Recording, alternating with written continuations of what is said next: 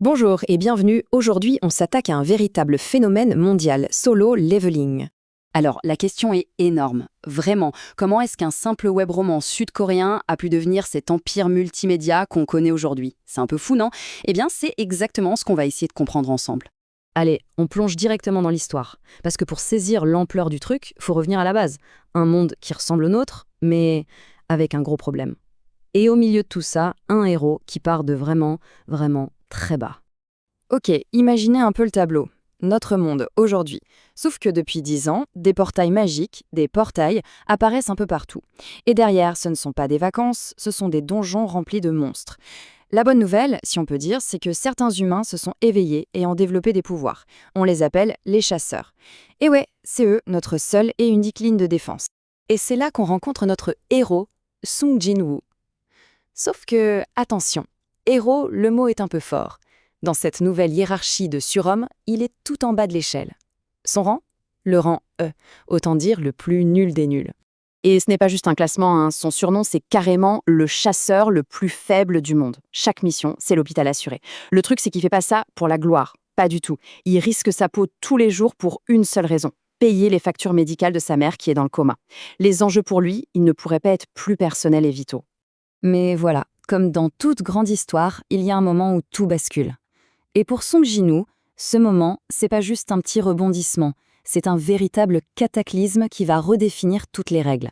Tout part d'un raid qui s'annonçait facile, une routine. Sauf qu'après avoir battu le boss, son équipe trouve une porte cachée. Derrière, un double donjon. Et là, ce n'est plus le même niveau. C'est l'horreur absolue.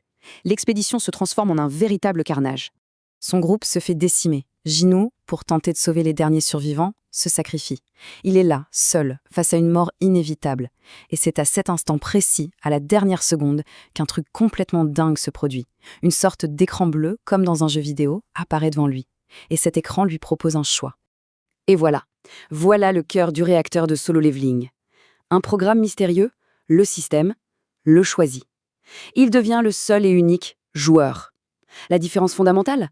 Alors que tous les autres chasseurs ont un niveau de puissance qui ne bouge pas, Jin-woo, lui, vient de débloquer une capacité que personne n'a jamais eue.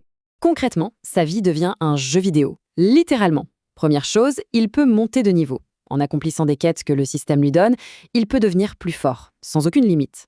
Deuxièmement, il a une interface de jeu, avec un inventaire, une boutique, le package complet. Et puis, la cerise sur le gâteau, sa compétence signature. Il peut relever les ennemis qu'il a tués et en faire ses propres soldats de l'ombre.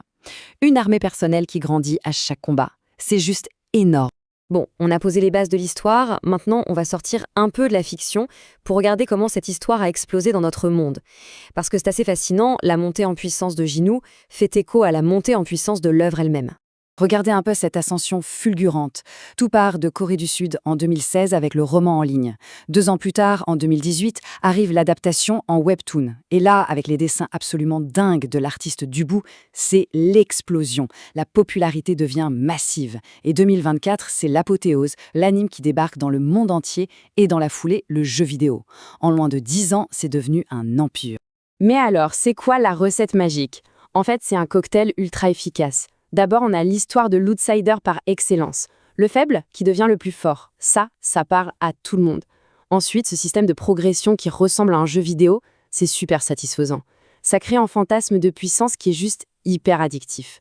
Et par-dessus tout ça, on a une direction artistique, que ce soit dans le webtoon ou l'anime, qui est juste à tomber par terre.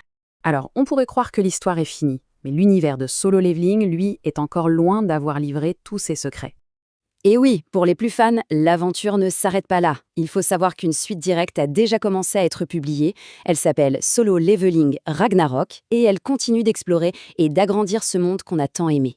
Finalement, le succès de Solo Leveling, c'est la preuve qu'une bonne histoire, avec la bonne formule, peut vraiment faire le tour du monde. Ça nous laisse sur une question assez vertigineuse pour la suite. À une époque où on a accès à des créations du monde entier en un clic, quelle sera la prochaine histoire qui réussira à nous captiver tous à l'échelle planétaire?